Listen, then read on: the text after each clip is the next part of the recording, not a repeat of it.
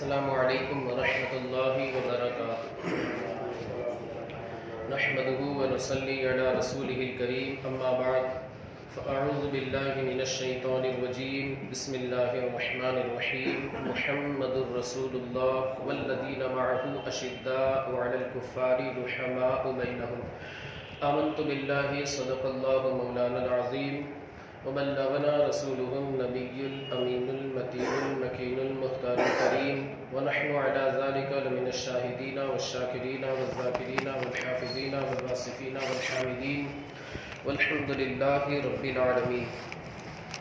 عزیزان ملت اسلامیہ، کچھ عرض معروض سے قبل ایک مرتبہ بارگاہ رسالت مآب صلی اللہ علیہ وآلہ وسلم میں درود پاک کا ہدیہ پیش کریں. اللہم صلی علی سیدنا مولانا محمد معدن الجود والکرم وآلہ الکرام وابنہ الکریم وبارک وسلم. امام اہل سنت حضور اعلیٰ حضرت الشاہ امام احمد رضا خان فاضل بریلوی مولا کائنات شیر خدا حیدر کرار فاتح خیبر حضرت علی کی بارگاہ میں خراج عقیدت پیش کرتے ہوئے ارشاد فرماتے ہیں کہ مرتضی شیر حق اشجع الاشجعی، مرتضی شیر حق اشجع الاشجعی، ساقی شیر و شربت پہ لاکھوں سلام. اصل نسل صفا وجہ وصل خدا، اصل نسل صفا وجہ وصل خدا، فتح باب ولایت پہ لاکھوں سلام. عزیزان ملت اسلامیہ، یہ ہمارے لیے انتہائی شرف کی بات ہے کہ ہم ذکر علی کے لیے یہاں پر جمع ہوئے. اور یاد رکھے، حضرت علی کو یاد کرنا، ذکر علی کرنا ذکر نبی کرنے کے برابر ہے، اور ذکر نبی اللہ کو یاد کرنے کے مترادف اور برابر ہے. اور حدیث قدسی میں اللہ رب العزت اپنے محبوب جناب محمد الرسول اللہ صلی اللہ علیہ وسلم کو مخاطب کرتے ہوئے ارشاد فرماتا ہے. حدیث قدسی تو آپ حضرات جانتے ہوں گے، جس میں کلام اللہ کا ہو، سننے والے رسول اللہ. اللہ رب العزت اپنے محبوب کو مخاطب کرتے ہوئے ارشاد فرماتا ہے کہ جب میرا بندہ مجھے تنہائی میں یاد کرتا ہے، میں بھی اسے تنہائی میں یاد کرتا ہوں. اور جب میرا بندہ مجھے کسی محفل میں، کسی بزم میں، کسی مجلس میں، کسی مجمع میں لوگوں کے ساتھ مل کر کے مجھے یاد کرتا ہے، تو میں اپنے اس بندے کو اس سے بہترین جماعت یعنی فرشتوں کی جماعت میں یاد کرتا ہوں. میرے دوستو، آپ حضرات مایوس نہ ہو، نا امید نہ ہو کہ سب چلے گئے ہم بچ گئے. یہ تو آپ کے لیے شرف کی بات ہے کہ اللہ نے ذکر علی کے لیے آپ کا انتخاب فرمایا. یہ بڑی شرف کی بات ہے، ہر کسی کو یہ شرف حاصل نہیں ہوتا، یہ عظمت، یہ رفعت، یہ بلندی ہر کسی کو حاصل نہیں ہوتی. یہ تو اللہ کا شکر ہے. ہم جتنا بھی اللہ کا شکر ادا کرے کم ہے کہ اس نے ہمیں ذکر علی کی توفیق عطا فرمائی. عزیزان ملت اسلامیہ، میں کچھ عرض کروں اس سے پہلے ایک مرتبہ اور بارگاہ رسالت مآب صلی اللہ علیہ وآلہ وسلم میں درود پاک کا ہدیہ پیش کریں.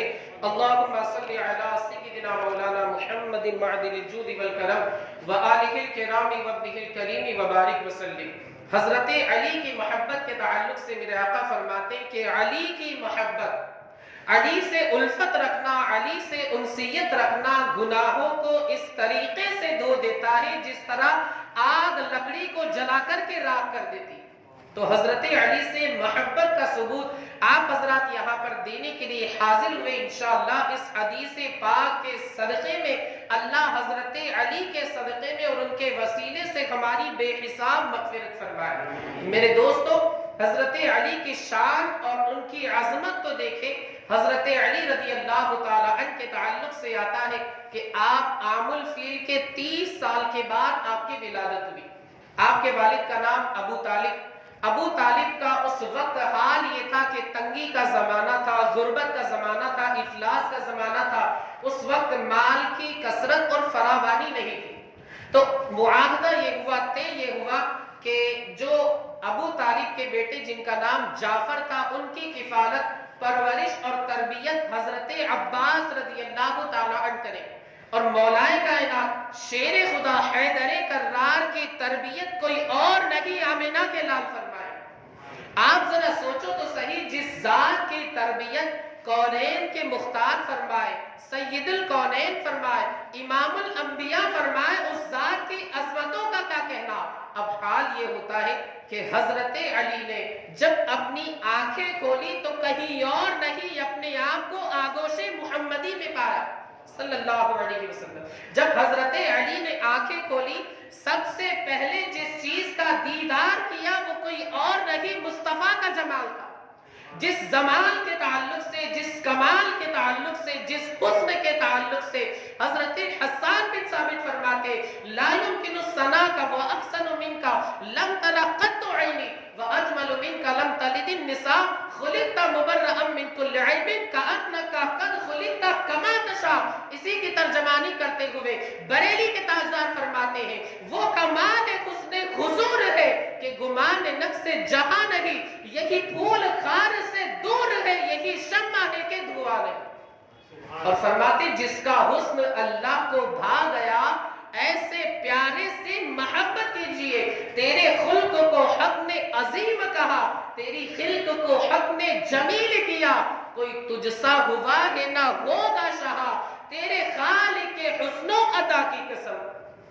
عزیزان ملت اسلامیہ، اب حضرت علی کی شان، عظمت اور رفعت دیکھتے چلے، سبحان اللہ بولتے چلے۔ حضرت علی حضور کے چچا زاد بھائی بھی ہیں، حضور کے صحابی بھی ہیں، حضرت علی شیر خدا بھی ہے، حیدر کرار بھی ہے، مولائے کائنات بھی ہے، فاتح خیبر بھی ہے، ذوالفقار بھی ہے، ابو تراب بھی ہے، حضور کے داماد بھی ہے، حضرت فاطمہ کے شوہر نامدار بھی ہے، حضور کے چوتھے خلیفہ بھی ہے، امام حسن امام حسین کے والد گرامی بھی ہے۔ اسی کی منظر کشی کرتے ہوئے امام فرماتے ہیں کیا بات رضا اس چمنستان کرم کی، زہرا ہے کلی جس میں حسین اور حسن پھول۔ عزیزان ملت اسلامیہ، یہ حضرت علی کے کمالات، حضرت علی کی عظمتیں، حضرت علی کی رفعتیں آپ دیکھیں تو صحیح کہ اللہ رب العزت نے حضرت علی کو کیسا مقام و مرتبہ عطا فرمایا ہے۔ اللہ کے رسول صلی اللہ علیہ وآلہ وسلم مکہ مکرمہ سے اللہ کے حکم سے ہجرت فرما کر کے مدینہ منورہ تشریف لائے۔ اس وقت آقا کریم صلی اللہ علیہ وآلہ وسلم نے آپسی بھائی چارگی کے لیے، آپسی حسن سلوک اور اچھا برتاؤ ایک دوسرے کے ساتھ کرنے کے لیے، تاکہ مہاجرین کو اجنبیت کا احساس نہ ہو، نیا بالکل محسوس نہ ہو کہ ہم نئی جگہ پر آ گئے، آپ نے ہر صحابی کو دوسرے صحابی کا بھائی بنا دیا، ایک مہاجر ایک انصاری، ایک انصاری ایک مہاجر، سارے مہاجرین کو ایک ایک انصاری کا بھائی بنا دیا۔ حضرت علی باقی رہ گئے، آپ نے حضرت علی کو کسی کا بھائی نہیں بنایا۔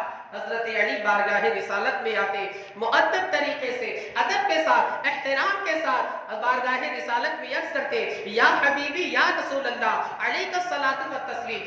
آپ نے سارے مہاجرین کا ایک ایک بھائی انصاری بھائی بنا دیا ہے۔ ابو بکر کا ایک انصاری بھائی ہے، عمر کا ایک انصاری بھائی ہے، عثمان کا ایک انصاری بھائی ہے، طلحہ کا ایک انصاری بھائی ہے، سعید کا ایک انصاری بھائی ہے، ابو عبیدہ کا ایک انصاری بھائی ہے، عبد الرحمن بن عوف کا ایک انصاری بھائی ہے، لیکن علی کو آپ نے کسی کا بھائی نہیں بنایا۔ میرے دوستو، اس وقت حضرت علی کے تعلق سے کتابوں میں لکھا ہے، حدیث کی کتاب میں آیا ہے تدمع عیناہ، آپ کی آنکھیں اشکبار تھی، آپ کی آنکھیں نم تھی۔ بارگاہ رسالت میں یہ پیش کرتے ہیں، عرض کرتے کہ آپ نے علی کو اکیلا چھوڑ دیا، کسی کا بھائی نہیں بنایا۔ میرے دوستو، حضرت علی کی شان تو دیکھیں، ان کی عظمت اور رفعت تو دیکھیں۔ مصطفیٰ کریم فرماتے ہیں انت اخی فی الدنیا والآخرہ، علی اگرچہ سارے لوگوں کے بھائی میں نے بنا دیے ہیں، تیرا کوئی بھائی نہیں ہے، گھبرا مت، محمد عربی تیرا اس دنیا میں بھی بھائی ہے، آخرت میں بھی بھائی ہے۔ میرے دوستو، آپ ذرا سوچو تو صحیح، حضرت علی کو اللہ رب العزت نے اپنے محبوب کے ذریعے ان کا کتنا مرتبہ بلند فرمایا، ان کے رتبے کو کیسا بڑھایا۔ حضرت علی کی یہ شان ہے۔ میرے دوستو، حضرت علی کو اللہ رب العزت نے مستجاب الدعوات بھی بنایا۔ آپ کی دعائیں بارگاہ الہی میں رد نہیں ہوا کرتی تھی۔ حضرت علی کا مقام اور مرتبہ اللہ کی بارگاہ میں بہت ہی بلند و بالا تھا۔ اللہ رب العزت حضرت علی کی دعاؤں کو رد نہیں فرماتا تھا، آپ کی دعا فوراً شرف قبولیت سے سرفراز ہو جایا کرتی تھی۔ चुनांचे किताबों में आया है, तारीखुल खुलफा के अंदर भी और हुज्जतुल्लाह अलल आलमीन में भी इस वाक़े को अल्लामा अब्दुल हक मुहद्दिस दहलवी ने नक्ल फरमाया है। एक मरतबा खाने काबा के सहन में हजरत मौलाए कायनात शेर खुदा हैदर कर्रार फातिह खैबर जुल्फ़िकार अबू तुराब दामाद मुस्तफ़ा हुजूर के चौथे खलीफा खाने काबा के सहन में है, तशरीफ फरमा है। एक तरफ इमाम हसन है, एक तरफ इमाम हुसैन है। सुभान अल्लाह, क्या सुहाना मंजर होगा, क्या हसीन मंजर होगा। इतने में हजरत मौलाए कायनात शेर खुदा किसी के रोने की आवाज को सुनते हैं। कोई रो रहा है, गिड़गिड़ा रहा है, आजिज़ी कर रहा है, इंकिसारी कर रहा है, तवाज़ो कर रहा है, अल्लाह की बारगाह में दुआ कर रहा है, अल्लाह की बारगाह में सवाल कर रहा है, अल्लाह की बारगाह में इल्तिजा कर रहा है, अल्लाह की बारगाह में इल्तिमास कर रहा है। मौला मेरी दुआ को कबूल फरमा, मौला मेरे गुनाहों को माफ फरमा, मौला मेरी गलतियों को माफ फरमा, मौला मेरी खताओं को माफ फरमा। वो बंदा रोए जा रहा है,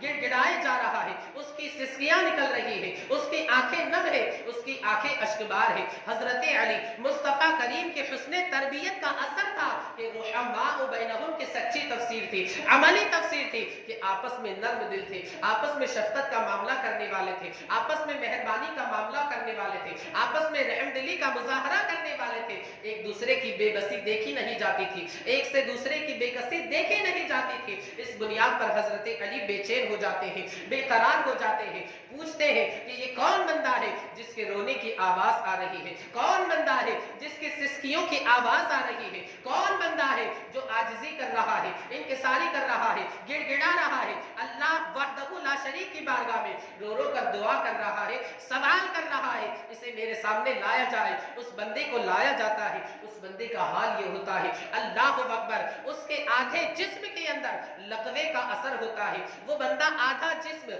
उसका आधा जिस्म फालिक ज़दा होता है, मफलूज होता है, बेकार और नाकारा होता है। वो घसीटते हुए, अपने जिस्म को घसीटते हुए मौलाए कायनात की बारगाह में आता है। हजरत अली पूछते आखिर तुम्हारा ये हाल किस तरह होगा, माजरा क्या है, बात क्या है, हकीकत क्या है, जरा मुझे अपनी हकीकत से आगाह करना। उस बंदे ने कहा मेरा किस्सा बड़ा तवील है, मेरा वाकया बड़ा तवील है। बात दरअसल ये है कि मैं बहुत बड़ा गुनाहगार था, मैं बहुत बड़ा खताकार था, मैं बहुत बड़ा इस्याशियार था, गुनाहों पर गुनाह किया करता था, मैं बहुत बड़ा मुजरिम था, खाती था, पापी था, गुनाहों का इर्तिकाब किया करता था। लेकिन मेरा बाप साले था, मुत्तकी था, नेक था, दीनदार था, परहेजगार था, अल्लाह वहदहु ला शरीक का खौफ दिल में बसाने वाला था। मेरे वालिद गिरामी का सीना खशियत रब्बानी से मामूर था।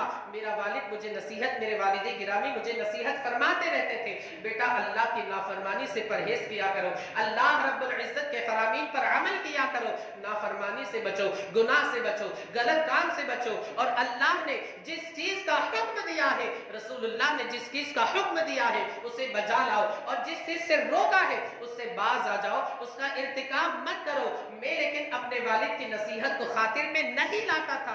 एक मर्तबा मेरे वालिद गिरामी ने मुझे नसीहत फरमाई, मैं अपने वालिद की नसीहत से तंग आकर के अल्लाह अकबर, मैंने अपने वालिद के ऊपर हाथ उठा दिया, मैंने अपने वालिद को जख्मी कर दिया, मैंने अपने वालिद को मार दिया। मेरे वालिद मार खाने के बाद सीधे खाने काबा के सहन में जाते, अल्लाह अकबर, खाने काबा के सहन में जाकर के मेरे खिलाफ दुआएं हलाकत करते, मेरे खिलाफ बद्दुआ करते हैं, मेरे खिलाफ तबाह बर्बादी की दुआ करते, अल्लाह अकबर, बद्दुआ करते हैं। अभी बद्दुआ के अल्फाज पूरे नहीं होते, अभी दुआए हिलाकत के अल्फाज पूरे नहीं होते हैं कि अल्लाह मुझे अपने अजाब में, अपने कहर के अंदर मुझे मुब्तला फरमाता है, और आधा जिस्म में मेरे लकवा लग जाता है, आधा जिस्म मेरा मफलूज हो जाता है, आधा जिस्म मेरा फालिक ज़दा हो जाता है। उसी वजह से मैं तंग हूँ, परेशान हूँ। अब मुझे एहसास होता है कि मैंने गलती की, अपने वालिद के ऊपर मैंने हाथ उठाया, अपने वालिद को मैंने ज़र्ब लगाई, अपने वालिद को मैंने पीटा। अब मुझे गलती का एहसास होता है, गुनाह का एहसास होता है, मुझे एहसास होता है, नदामत और शर्मिंदगी का एहसास होता है। मैं अपने गुनाह पर नादिम हूँ, अपने वालिद के पास जाता हूँ, माफ़ी तलब करता हूँ, मुझे माफ़ कर दे, मुझसे गलती हो गई। मैं आपकी बारगाह में माज़रत का तलबगार हूँ, माज़रत खा ہوں، معذرت کا خواستگار ہوں، آپ مجھے معاف کر دیں، مجھے غلطی ہو گئی، میں اپنی غلطی کے اوپر نادم اور شرمندہ ہوں، ندامت کے آنسو بہا رہا ہوں۔ میرے دوستو، باپ آخر باپ ہوتا ہے، باپ اپنی اولاد سے بے انتہا محبت کرتا ہے، اولاد کتنی بھی نافرمان ہو لیکن باپ کے کلیجے کا ٹکڑا ہوا کرتی ہے، باپ کے جگر کا ٹکڑا ہوا کرتی ہے۔ باپ اپنے بیٹے کو معاف کر دیتا ہے اور کہتا ہے کہ جس جگہ میں نے تیرے لیے دعائیں ہلاکت کی تھی اسی جگہ جا کر کے میں تیری شفا یابی کی دعا کروں گا۔ خانے کعبہ چلتے ہیں، کعبہ کے صحن میں جائیں گے، مکہ مکرمہ جائیں گے، وہیں جا کر کے میں تیرے لیے دعا کروں گا۔ جس جگہ میں نے تیرے لیے ہلاکت کی دعا کی تھی، بربادی کی دعا کی تھی، اسی جگہ جا کر تیرے لیے شفا کی دعا کروں گا، تیری شفا یابی کی دعا کروں گا، تیرے علاج کی دعا کروں گا کہ تو اچھا ہو جائے، صحت یاب ہو جائے، تندرست ہو جائے، توانا ہو جائے، یہ بیماری تجھ سے دور ہو جائے۔ اس بندے کا بیان ہے، میں اپنے والد گرامی کو اٹھنی پر سوار کر کے مکہ معظمہ لے جانے کے ارادے سے اپنے والد کے ساتھ چلتا ہوں، مگر اللہ اکبر، اللہ کی قدرت، اللہ کی مشیت، اللہ رب العزت کی قدرت، اللہ کی مشیت کہ میرے والد گرامی کو جس اٹھنی پر میں نے سوار کیا تھا اچانک راستے کے اندر وہ اٹھنی بدک جاتی ہے اور ادھر ادھر بھاگنے لگتی ہے اور اس نے میرے والد کو اپنی پشت سے، اپنی پیٹھ سے دو چٹانوں کے بیچ میں گرا دیا، میرے والد کو اس نے ہلاک کر دیا، میرے والد کا انتقال ہو جاتا ہے، میرے والد وفات پا جاتے ہیں، میری زندگی کا آخری سہارا جو تھا وہ ٹوٹ جاتا ہے، میری زندگی کا آخری ہار جو تھا اس کی لڑی جو ہے وہ ٹوٹ جاتی ہے، میرا آخری سہارا منقطع ہو جاتا ہے، ختم ہو جاتا ہے۔ آس تھی، امید تھی اللہ مجھے معاف فرما دے گا، میرے مرض سے مجھے شفا یاب فرما دے گا، مگر اللہ اکبر، راستے میں میرے والد کا انتقال ہو جاتا ہے۔ اب میں مایوس ہوں، میں پریشان ہوں، اسی وجہ سے خانہ کعبہ میں آ کر کے رو رہا ہوں، گڑ گڑا رہا ہوں، تضرع کر رہا ہوں، اللہ کی بارگاہ میں، خشیت اللہ کی بارگاہ میں گڑ گڑا کر کے دعا کر رہا ہوں، مولا میری دعا کو قبول فرما، مولا میری دعا کو قبول فرما، مولا میری دعا کو قبول فرما۔ میرے والد گرامی مجھ سے راضی ہو گئے تھے، دعا کرنے کے لیے بیت اللہ خانہ کعبہ کے صحن میں آ رہے تھے، مگر میرے والد کا انتقال ہو گیا، میرے والد کی دعا سے میں محروم ہو گیا، میرے والد کے سوال سے میں محروم ہو گیا، میں اپنے والد کی دعائیں نہیں لے سکا۔ مولا تو پروردگار ہے، تو کریم ہے، تو رحیم ہے، تو رحمان ہے، تو ستار ہے، تو غفار ہے، تو بندوں پر مہربانی فرمانے والا ہے، تو مشفق ہے، تو مہربانی فرمانے والا ہے، تو شفقت کا معاملہ فرمانے والا ہے۔ اس وجہ سے اے علی، اے خلیفۃ المسلمین، اے امیر المؤمنین، میں اللہ کی بارگاہ میں خانہ کعبہ کے صحن میں آ کر کے دعا کر رہا ہوں، چوکھٹ پکڑ کر کے اللہ کی بارگاہ میں دعا کر رہا ہوں۔ میرے دوستو، حضرت علی داماد مصطفیٰ، اللہ کے رسول کے چوتھے خلیفہ، اللہ والے، ان سے اپنے مسلمان بھائیوں کی بے کسی دیکھی نہیں جاتی، بے بسی دیکھی نہیں جاتی اللہ کی۔ اب اس بندے سے ارشاد فرماتے، حضرت علی اس بندے سے ارشاد فرماتے کہ واقعی تو سچ کہہ رہا ہے کہ تیرا والد تجھ سے راضی ہو گیا تھا، اگر تیرا والد آخری وقت میں تجھ سے راضی ہو گیا تھا تو پھر اللہ بھی تجھ سے راضی ہو گیا ہے۔ وہ بندہ کہتا ہے کہ میں اللہ کی عزت کی قسم کھا کر کے کہتا ہوں میرا والد آخری وقت میں مجھ سے راضی ہو گیا تھا۔ اب وہ بندہ روئے جا رہا ہے، حضرت علی سے اس کی بے کسی دیکھی نہیں گئی۔ حضرت علی چند رکعتیں پڑھتے، نماز کے لیے کھڑے ہو جاتے، چند رکعتیں پڑھنے کے بعد اللہ کی بارگاہ میں دعا کرتے، التجا کرتے، اے اللہ اس بندے کو شفا یاب فرما دے۔ ابھی دعا کے کلمات، دعا کے الفاظ ختم نہیں ہوئے تھے کہ اللہ نے، خداوند قدوس نے، مولا کائنات کے صدقے میں اس کوڑی کو، اس لقوہ زدہ شخص کو اللہ رب العزت نے چشمے زدن کے اندر، پلک جھپکنے کے اندر شفا یاب فرما دی۔ میرے دوستو، آپ ذرا سوچو تو صحیح، یہ مولا کائنات شیر خدا حیدر کرار اللہ کی بارگاہ میں ان کا کیسا مقام اور مرتبہ ہے کہ اللہ رب العزت ان کی دعاؤں کو رد نہیں فرماتا۔ اور آپ ذرا یہ بھی دیکھیں، اس واقعے سے ہمیں واقعہ تو سننا ہے، پڑھنا ہے، بیان کرنا ہے، لیکن اس سے ہمیں یہ سبق ملتا ہے کہ ہمیں کچھ بھی ہو جائے پہلے اللہ کو یاد کرنا ہے، نماز پڑھنی ہے اور نماز کے وسیلے سے اللہ کی بارگاہ میں دعا کرنی ہے، انشاءاللہ نماز کی برکت سے اللہ ہماری مصیبتوں کو ٹال دے گا۔ بزرگان دین کی سیرت سے، ان کی سوانح حیات پڑھنے سے ہمیں یہ سبق ملتا ہے، یہ درس ملتا ہے، یہ ذہن ملتا ہے، یہ تعلیم ملتی ہے کہ ہمیں نماز سے چھٹکارا نہیں ہے، ہمیں اللہ کو ہمیشہ یاد کرتے رہنا ہے، چاہے ہمارا اچھا حال ہو، چاہے ہمارا امتحان ہو، آزمائش ہو، ہمیں اللہ وحدہ لا شریک کی یاد کو فراموش نہیں کرنا ہے، اللہ کو ہمیں نہیں بھولنا، اللہ کو فراموش نہیں کرنا ہے، ہر حال میں اسے یاد رکھنا ہے۔ میرے دوستو، حضرت علی کی شان تو دیکھے، اہل بیت اطہار کی شان تو دیکھے۔ حضرت ابو ذر غفاری فرماتے ایک مرتبہ حضور اکرم صلی اللہ علیہ وآلہ وسلم نے مجھے بھیجا، جاؤ جا کر کے علی کو بلا لاؤ۔ حضرت ابو ذر غفاری کاشانہ علی پر پہنچتے، حضرت علی کے دولت قدے پر پہنچتے، دیکھتے ہیں کہ کوئی نظر نہیں آ رہا ہے، لیکن اس کے باوجود بھی چکی چل رہی ہے۔ اب چکی کون چلا رہا ہے؟ چکی چلانے والا نظر نہیں آ رہا ہے، البتہ چکی ضرور چل رہی ہے۔ سیدھے واپس لوٹتے، بارگاہ رسالت میں پہنچتے، عرض کرتے یا حبیبی یا رسول اللہ علیک الصلاۃ والتسلیم، علی کے کاشانے پر گیا، علی کے دولت قدے پر گیا، علی کے گھر گیا، وہاں دیکھا کہ چکی چل رہی ہے مگر چکی چلانے والا کوئی نظر نہیں آ رہا ہے۔ مصطفیٰ کریم رؤوف الرحیم جناب محمد الرسول اللہ صلی اللہ علیہ وآلہ وسلم نے ارشاد فرمایا کہ اللہ کے کچھ فرشتے آسمان سے زمین پر اترتے ہیں، اللہ کے کچھ فرشتے آسمان سے زمین پر نازل ہوتے ہیں، جو زمین کی سیر کرتے ہیں، اللہ نے ان کے ذمے یہ کام بھی رکھ دیا ہے کہ وہ میرے اہل بیت اطہار کی خدمت کرتے ہیں۔ میرے دوستو، آپ ذرا سوچو تو صحیح کہ اللہ رب العزت نے حضرت علی اور اہل بیت اطہار کی خدمت کے لیے کسی اور کا نہیں، فرشتوں کا انتخاب فرمایا۔ کیا شان ہے، کیا عظمت ہے، کیا رفعت اور بلندی مرتبہ و مقام ہے حضرت علی کا اور اہل بیت اطہار کا۔ اور میرے دوستو، حضرت علی کی شان آپ دیکھیں کہ ان کا ذکر اگلی کتابوں میں بھی ملتا ہے، توریت انجیل وغیرہ میں بھی حضرت علی کا ذکر ملتا ہے۔ حضرت علی اپنے لشکریوں کے ساتھ اور اپنی فوج کے ساتھ ایک جنگ کے لیے روانہ ہوتے، راستے میں آپ کو پیاس کا احساس ہوتا ہے، شدت کے ساتھ پیاس محسوس ہوتی ہے، دور تک جاتے ہیں، پانی تلاش کرتے، لیکن کہیں پانی نظر نہیں آتا، پانی کا نام و نشان نہیں ملتا، پانی تلاش کیا جاتا ہے لیکن کہیں پانی نہیں ملتا۔ مولا کائنات شیر خدا حیدر کرار فرماتے ہیں کہ دور ایک گرجا انہیں نظر آ جاتا ہے، چلو اس گرجے کے پاس جاتے ہیں، گرجے کے پاس پہنچتے ہیں، وہاں ایک راہب نظر آتا ہے، اس راہب سے پوچھتے ہیں کہ یہاں پر اتنے علاقے میں، اتنے ایریے میں پانی کہیں مل جائے گا، اس خطے میں کہیں پانی مل جائے گا؟ وہ راہب کہتا ہے 6 میل کے فاصلے پر تھوڑا سا آگے چلے جاؤ، آپ کو پانی نظر آ جائے گا۔ حضرت علی کی جو فوج تھی، لشکری تھے، وہ حضرت علی کی بارگاہ میں عرض کرتے آپ کی اجازت ہو ہم جاتے ہیں، پانی لے کر کے آتے ہیں، ہماری طاقت ختم ہونے سے پہلے، قوت ختم ہونے سے پہلے، جسم کے اندر توانائی ختم ہونے سے پہلے، اگرچہ ہم پیاسے ہیں،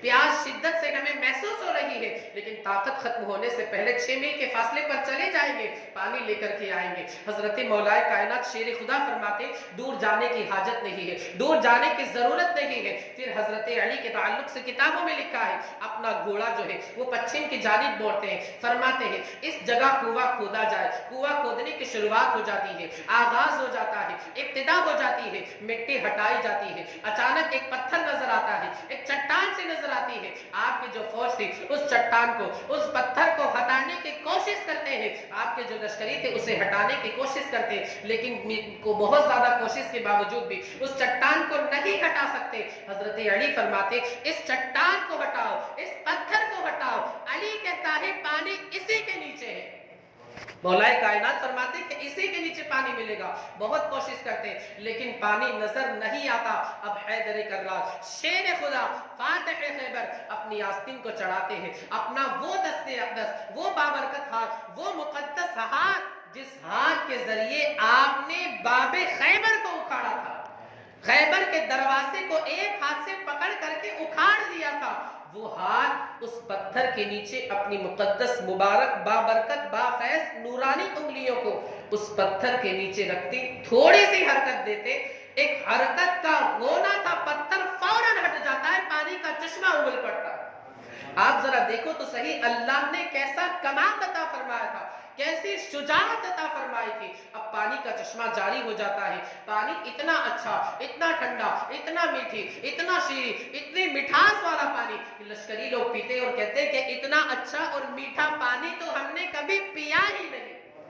پیتے ہیں، اپنے جانوروں کو پلاتے، بھر لیتے ہیں، سفر پر روانہ ہونے کی تیاری چلتی ہے. قریب جو راہب کھڑا ہوا تھا وہ پورا منظر دیکھ رہا تھا، سارا منظر دیکھ رہا تھا.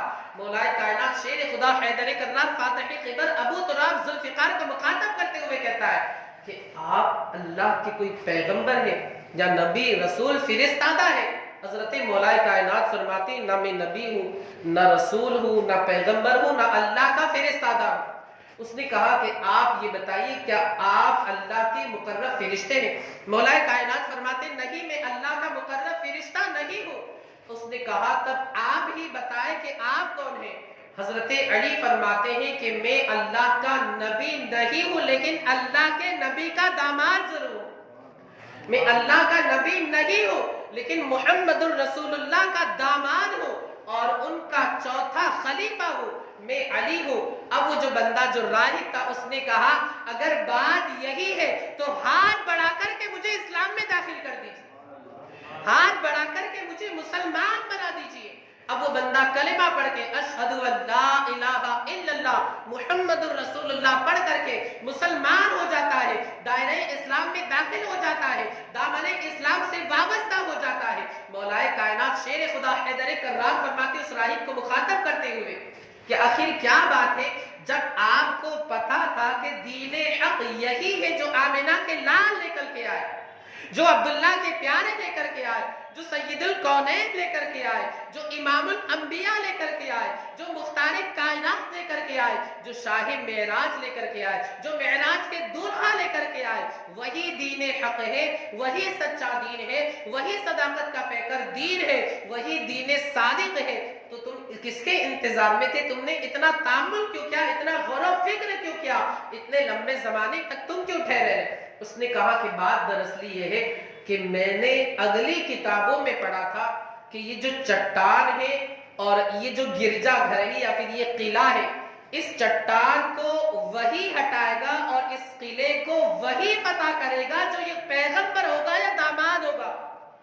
اس چٹان کو وہی ہٹائے گا اور اس قلعے کو وہی فتح کرے گا جو کوئی نبی ہوگا یا نبی کا داماد ہوگا.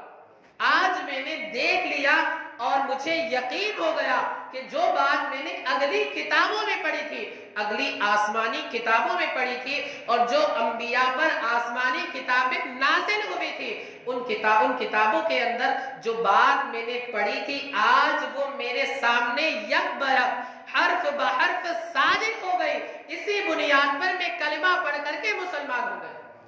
میرے دوستو یہ حضرت علی کی شان ہے کہ ان کا ذکر اگلی کتابوں میں بھی ملتا ہے.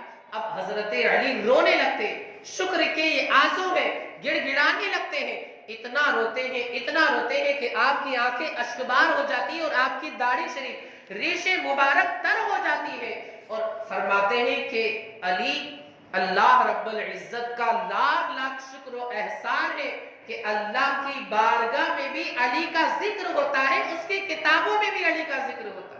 اللہ رب العزت کا لاکھ لاکھ شکر و احسان ہے کہ علی کو اللہ رب العزت کی کتابوں میں، آسمانی کتابوں میں بھی یاد کیا جاتا ہے. میرے دوستو یہ حضرت علی کی شان ہے. آخری بات، آخری حدیث عرض کر کے اپنی گفتگو کو ختم کر دوں. ایک مرتبہ آقا کریم مصطفیٰ کریم رؤوف الرحیم جناب محمد الرسول اللہ صلی اللہ علیہ وآلہ وسلم نے حضرت علی کو مخاطب کرتے ہوئے ارشاد فرمایا کہ علی، اللہ نے ویسے تو تمہیں بے شمار خصوصیات اور فضائل عطا فرمائے، لیکن تین اہم خصوصیات علی خاص کر اللہ نے تمہیں عطا فرمائے. حضرت علی نے عرض کیا یا رسول اللہ وہ تین خصوصیات، تین کمالات، تین فضائل اور تین مناقب کون سے ہیں؟ اللہ کے رسول مصطفیٰ کریم رؤوف الرحیم جناب محمد الرسول اللہ صلی اللہ علیہ وآلہ وسلم نے ارشاد فرمایا کہ جو تمہاری بیوی ہے یعنی فاطمہ وہ جنتی عورتوں کی سردار ہے. یہ ایک خصوصیت. دوسری خصوصیت، جو تمہارے بیٹے ہیں یعنی حسن اور حسین یہ جنتی نوجوانوں کے سردار ہیں. اور جو تمہارا سسر ہے جو تمہارا سسر اللہ رب العزت نے جو تمہیں سسر عطا فرمایا ہے وہ تمام نبیوں کا سردار ہے۔ میرے دوستو آپ ذرا سوچو تو صحیح کہ اللہ رب العزت نے مولائے کائنات شیر خدا کو کیسے کمالات عطا فرمائے، کیسے فضائل عطا فرمائے، کیسے مناقب عطا فرمائے اور کیسی خصوصیات عطا فرمائے کہ آمنہ کا لال حضرت علی کی خصوصیات بیان فرما رہا کہ جنتی عورتوں کی جو سردار ہے وہ حضرت علی کی اہلیہ، جنتی نوجوان کے جو سردار ہے وہ حضرت علی کے بیٹے، اور سارے نبیوں کے جو سردار بلکہ ساری کائنات کے جو سردار ہے مصطفیٰ کریم وہ حضرت علی کے سسر ہیں۔ میرے دوستو یہ شرف، یہ کمال، یہ فضل اللہ رب العزت نے بے مثال حضرت علی کو عطا فرمایا، یہ حضرت علی ہی کا حصہ ہے۔ مولا عز و جل ہمیں حضرت علی کے فیضان سے، ان کی برکتوں سے مالا مال فرمائے، ان کا صدقہ ہمیں عطا فرمائے، ان کی تعلیمات پر ہمیں عمل پیرا ہونے کی توفیق رفیق عطا فرمائے۔ استغفر اللہ ربی من کل ذنب و اتوب الیہ۔ انداز بیاں گرچہ بہت شوق نہیں ہے، شاید کہ تیرے دل میں اتر جائے میری بات، نکالی سینکڑ رہنے کہ پانی کچھ تو کم ہوگا، مگر پھر بھی میرے دریا کی طغیانی نہیں جاتی۔ ورق تمام ہوا اور مدح باقی ہے، ایک سفینہ چاہیے اس بحر بے قرار کے لیے۔ وآخر دعوانا ان الحمد للہ رب العالمین۔ السلام علیکم ورحمۃ اللہ وبرکاتہ۔